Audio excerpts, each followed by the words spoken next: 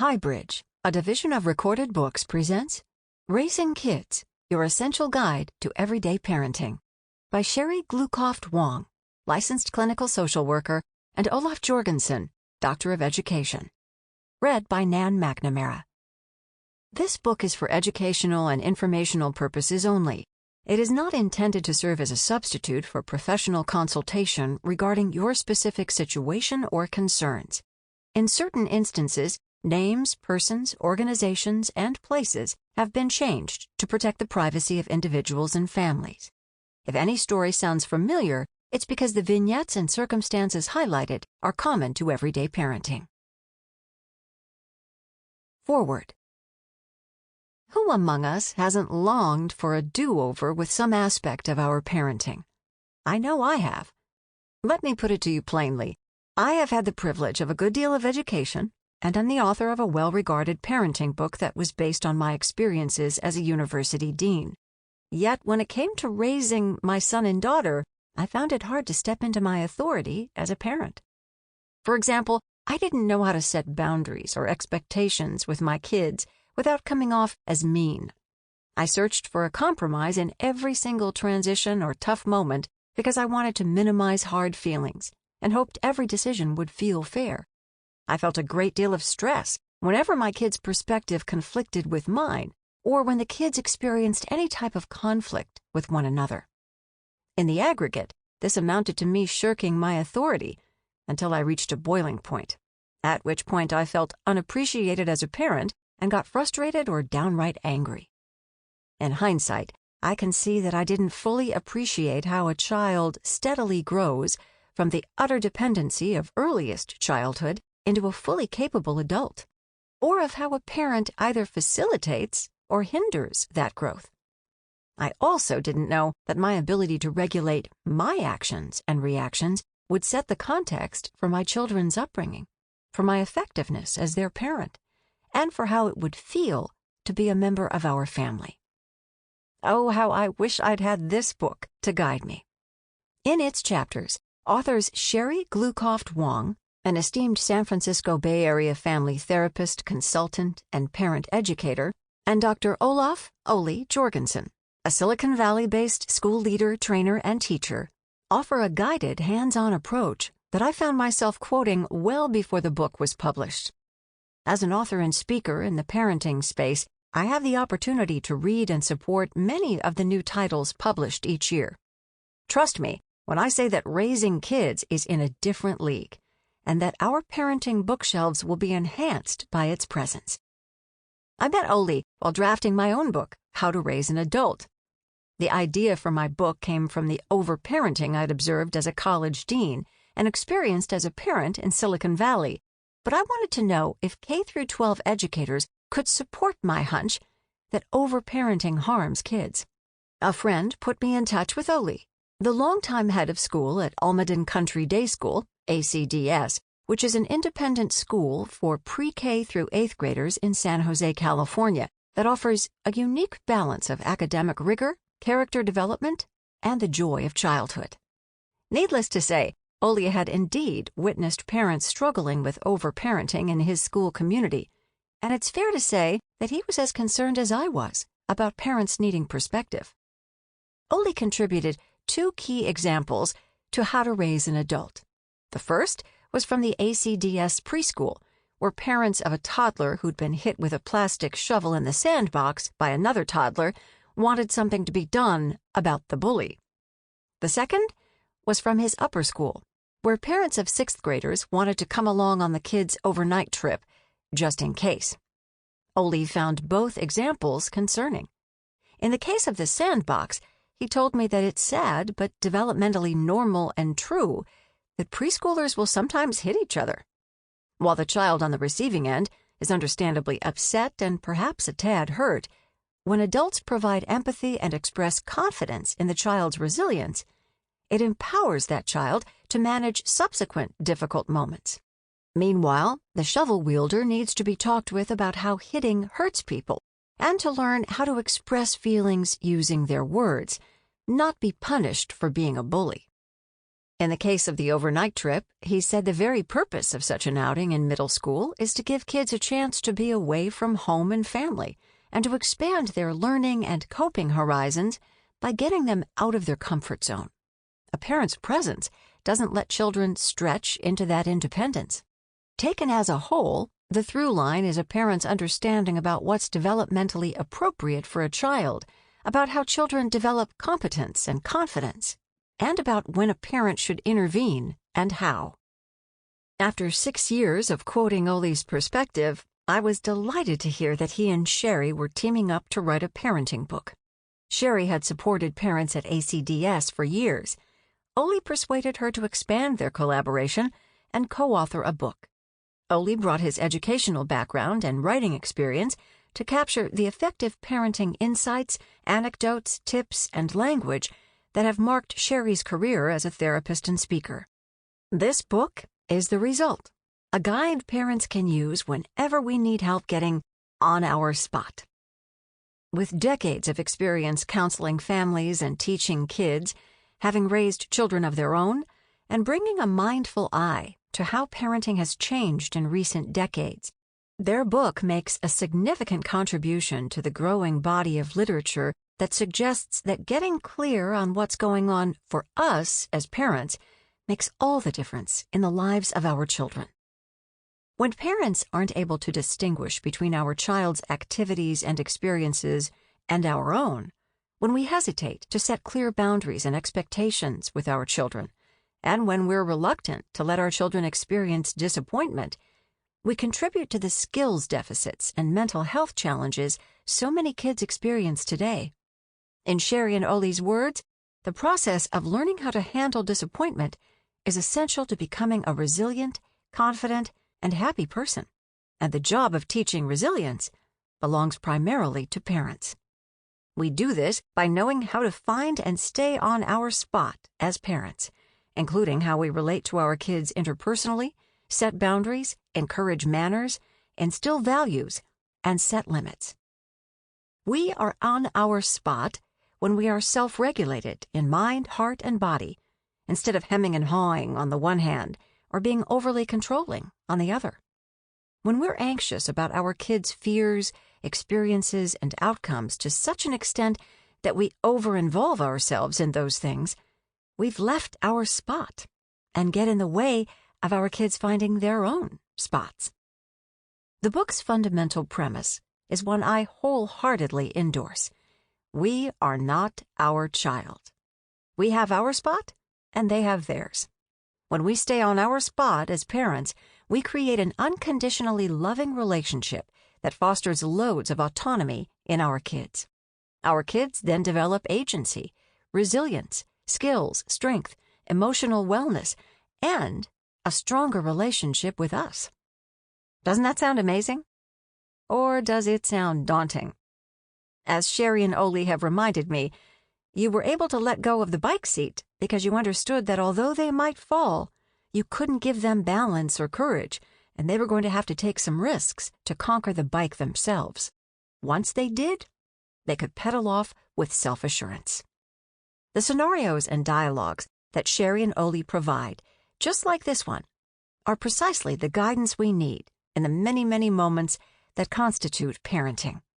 Of all that is in this marvelously instructive book, the greatest and most reassuring advice Sheri and Oli offer is that it's never too late. No matter how old your kids are, they say, you can find your spot at any time and begin to relate from there. I know you're counting on this to be true as much as I am. Julie Lithcott-Hames, Palo Alto, California. Introduction. It was an exasperating, awful Thursday night, and Tyler's parents were overwhelmed. They felt exhausted from arguing with their son. Nothing they tried had worked, and the situation was deteriorating. Tyler, age 9, had been yelling at his brother all evening and was unwilling to clean up the mess he'd left on the kitchen table. He refused to take a bath, and he grew more combative and rude to his parents as the night wore on. They tried every approach they could think of to convince him to cooperate and start getting ready for bedtime, now hours overdue. Tyler's dad was determined that Tyler clean up his mess. Tyler's mom demanded an apology for speaking rudely. Their insistence and frustration only made Tyler more stubborn, and his contentious behavior worsened. Nothing was working. They grew increasingly agitated and desperate, and it was getting late. As she was about to approach Tyler and enter into another round of the same power struggle, Tyler's mom paused and took a deep breath. She had attended one of Sheri's parenting workshops the week before at her children's school, and she had taken notes on points that resonated. She looked at her notes. When several issues come up at once, you can address only one at a time. Ask yourself, what matters most to you in this moment? Tyler's mom realized that above all, it was way past Tyler's bedtime and he was exhausted. She knew what mattered most was that Tyler get to sleep. But what about the rudeness and the apology he owed, as well as the mess he wouldn't clean up? She looked at her notes again. Once you are clear about what matters most, focus on just that, knowing you can address other issues at a different time. Tyler's mom knew they needed to attend to his out-of-bounds behavior, but she also realized that trying to solve issues with an overly tired and frustrated kid wouldn't work. They needed to stay focused on getting Tyler to bed, which itself was going to be a challenge since they were tired and frustrated too. She went back to her notes. As frustrated as we may feel, remembering that we love our kids and they love us softens the rough times for everyone. She went into Tyler's room, where he was half-heartedly playing with his building set. She took a deep breath and said, "It's late, sweetheart, and time to put pajamas on and get into bed. We've been having a rough time, but sometimes that happens, and we always work it out. We'll work this one out, too. Tomorrow. Come on, I'll help you." Tyler glared at his mom, who almost lost her resolve as a result of his look. But she was clear and able to stay with what mattered most, and that was making sure Tyler went to bed. With her conviction and gentle resolve, she eased Tyler into his pajamas and tucked him in. She knew they'd all be more reasonable the next day, when they could talk as a family about better ways to relate and to avoid these power struggles. There's no one way to raise kids. Most of us have had a Thursday night like Tyler's parents did. In the midst of these emotional moments, we need to find a way to interact with our children that fits our priorities, values, instincts, and most importantly, our relationship with our kids. Ultimately, when it comes to parenting, there are no one-size-fits-all solutions. Formulaic parenting methods and techniques don't take into account the innumerable ways to be a parent or to be a child. No single approach applies to the range of cultures, lifestyles, forms, and dynamics of today's families, nor to the wide variation in the ways children learn, relate, identify, and look for their place in the world. Parents, families, and children are simply too richly diverse for standardized templates or prescriptions. When parents try to implement techniques that don't have a basis in who they are, what they value, and how they relate to their kids, they often feel forced and ineffective when their children don't respond as expected. This is because parenting approaches only work when they are supported by the relationships parents have with their kids. This is the main reason we wrote this book. Raising kids helps you integrate who you are, what you know about yourself and your children, and what matters most to you as parents, with the steps for you to teach and guide your kids. We'll show you approaches that let you be on your children's side, even as you take on the leadership roles of taskmaster, limit setter, and family guide that are essential and often daunting aspects of everyday parenting. Raising kids is meant to be there for you when you need to summon your best parenting self during daily life with children.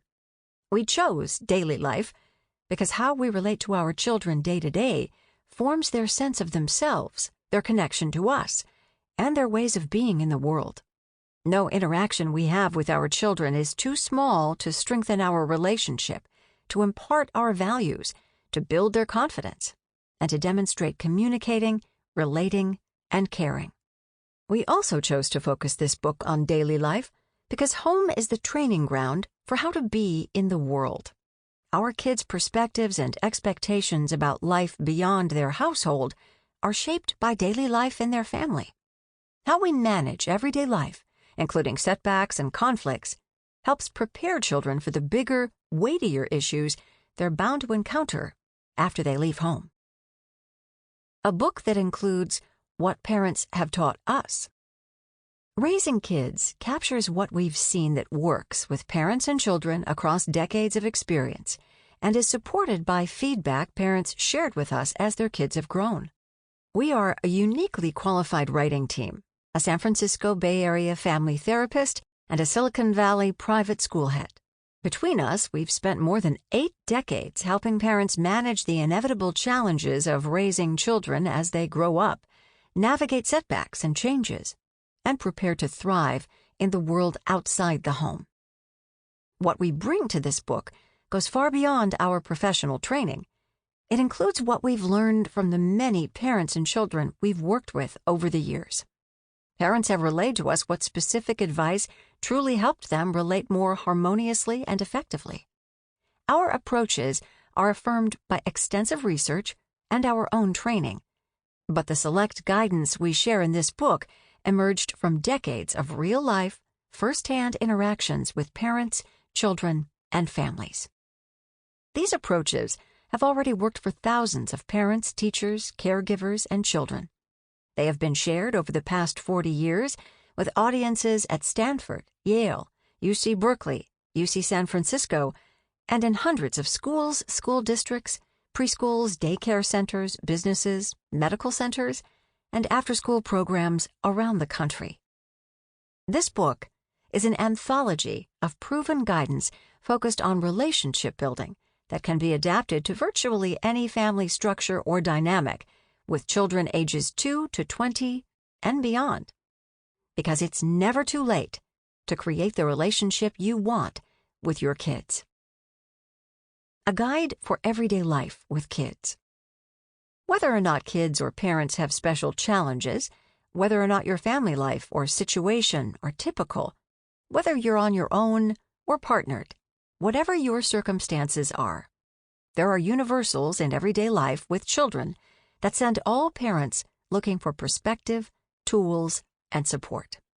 This book is not intended to be a substitute for the help of a counselor, health provider, or learning specialist when professional involvement is needed.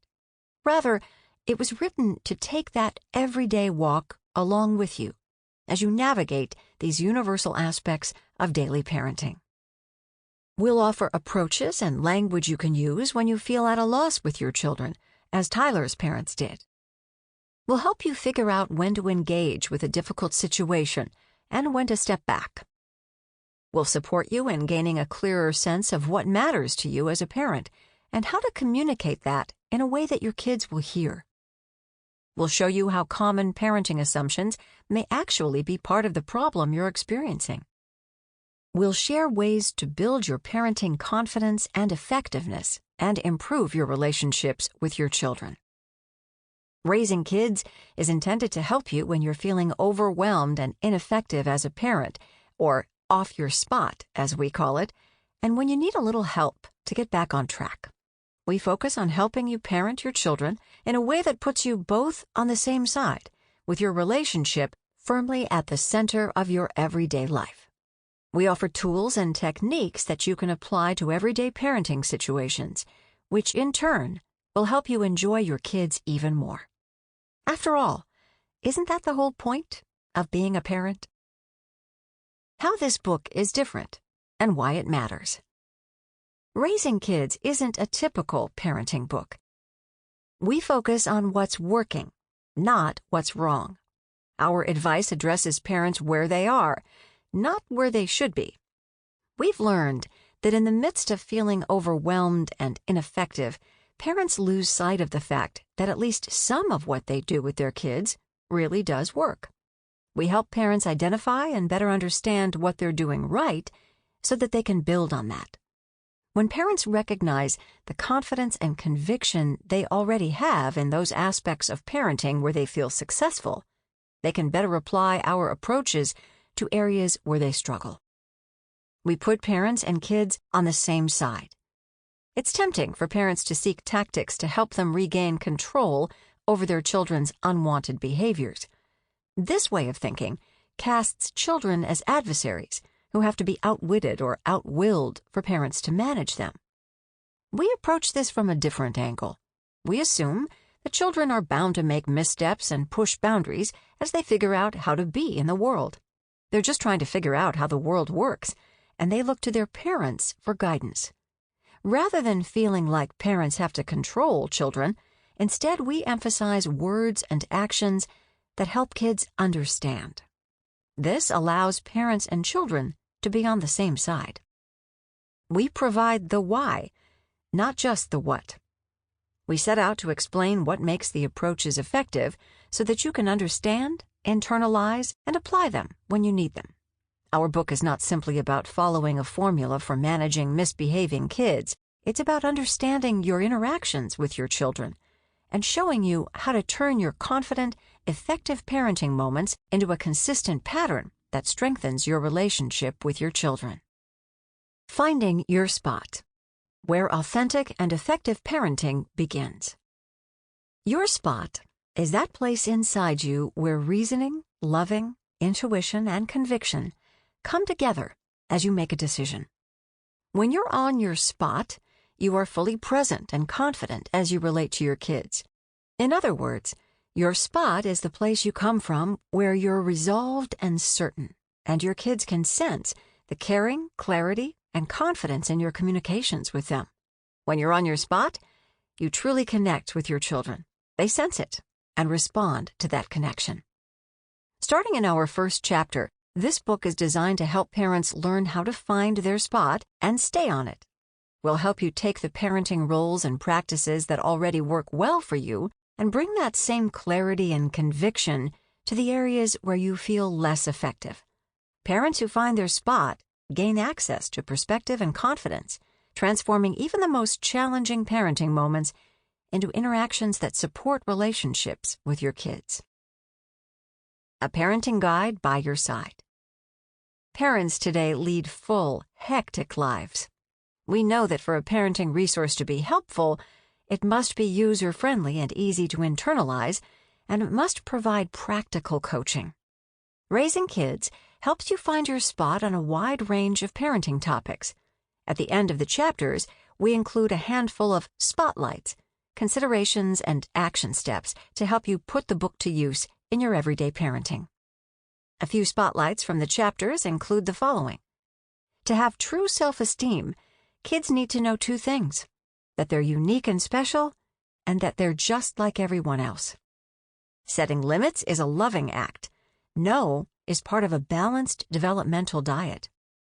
Be curious, not furious. Children's behavior makes more sense when you know the rest of the story. You can also use the spotlights as prompts when you find yourself in unexpected or challenging parenting territory, which for most parents is often. We begin the book with what we hope will become your starting place too: finding your spot. Chapter 1. Finding your spot. In good times and hard times, family life can feel like a three-ring circus. The constant juggling of household, work, and raising kids can throw you off balance, so you end up spending more time regaining control than building the relationships you want to have with your children. In the midst of fatigue and frazzle, you may find yourself becoming dismissive, emotional, or overreactive with your kids, losing sight of how you're responding to the people you love most in the world. In those moments, you are literally beside yourself. You're off your spot. But there are also times when you're on your spot and fully aware of your parenting self. This is when each part is operating in concert. Your head, your decision, follows your good judgment. Your heart, it comes from a loving place inside you. Your gut, your instincts tell you it's right. Down to your feet, You are ready to stand firm and walk your talk. You feel confident, resolved, and ready to take action steps. You're tuned in, grounded, and clear. And your children sense it. This is being on your spot, and it is key to effective parenting. Seatbelts. Think about those areas of family life that are ongoing challenges for you. Morning routine, mealtime, cleanup, homework, screen time, bedtime. When parents become exasperated, it's pretty common to fall into cycles with their kids, pushing back, avoiding the problems, nagging, and arguing. Ask yourself, do you have to work that hard to get your kids to wear their seatbelts in the car? Most parents tell us they don't have to struggle with children about seatbelts or car seats. When asked why not, they usually respond, because it's so important. It's a matter of safety, and it's non-negotiable. As if their kids somehow just know that. The truth is, your success with seatbelts demonstrates your capacity for effective parenting. Although you may struggle in other areas, you can count on your kids to buckle up without a fuss. And there's a reason for that. Typically, parents hold a highly protective and unwavering conviction about wearing seatbelts, even if it initially requires some persistence in the face of protests or kicking seats. Actually, the same is true when it comes to keeping your children from running in the street, playing near a hot stove, or a host of other unquestionable dangers. Like seatbelts, these are safety issues, so parents have clarity about their expectations and limits. It feels wise and loving for you to insist on seatbelts, with no exceptions.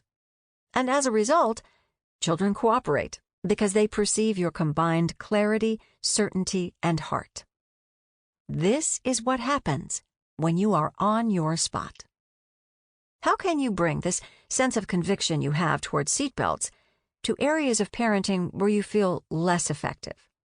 In other words, how can you find your spot, know it, and show your kids that you're on it, as you do with seatbelts? When you want to get your child on board in other areas, ask yourself whether it's an issue about which you can summon the same clarity and commitment that you do about seatbelts. Are you as clear and resolved about what needs to happen from head to toe? Your judgment is sure. Your heart is in it. Your instincts align. And you're ready to hold your ground? If so, this is a seatbelt issue for you. You can get on your spot to address it. If not, if you don't have that head-to-toe clarity and resolve, then let it go for now. Bella was 6 years old, and her sister Sonia was 8. Their dad loved to walk with them to their neighborhood breakfast place on the weekends. The problem was that, as with their mealtime experience at home, the girls' behavior at the restaurant quickly became silly and then quarrelsome. They grew progressively louder, which was disruptive and stressful for their dad, and even more unpleasant for the other patrons and waitstaff. Their dad tried bribing, threatening, nagging, and cajoling them, but by the end of breakfast, their behavior was often beyond his control. When Sheri asked him how the walk to the restaurant went each time, the girl's dad looked perplexed. "The walk is always fine," he replied. "You mean the kids stay on the sidewalk? No tripping each other or running off?" "Of course not," their dad replied assuredly. "I make sure they're good about safety." Undoubtedly, the girls were getting clear messages about their behavior on the sidewalk when they needed to be safe. If their dad were as clear and on his spot about restaurant manners as he was about safety on the walk there, their time together at breakfast would likely be very different. So safety was a priority for him, but he hadn't made restaurant behavior a seatbelt issue. Yet. What is your spot? Your spot is where you stand when you feel confident, clear, and committed to making a decision, holding the line, and following through. You're on your spot when you know what you want to happen. Your heart is in it. Your gut says it's right, and you are resolved to make it happen. But your spot is more than resolve and conviction. While being on your spot may be most visible when you're managing emotions and behaviors, setting limits, or enlisting your child's cooperation, you also want to be on your spot when you are comforting, advising, or inspiring. Sample complete. Ready to continue?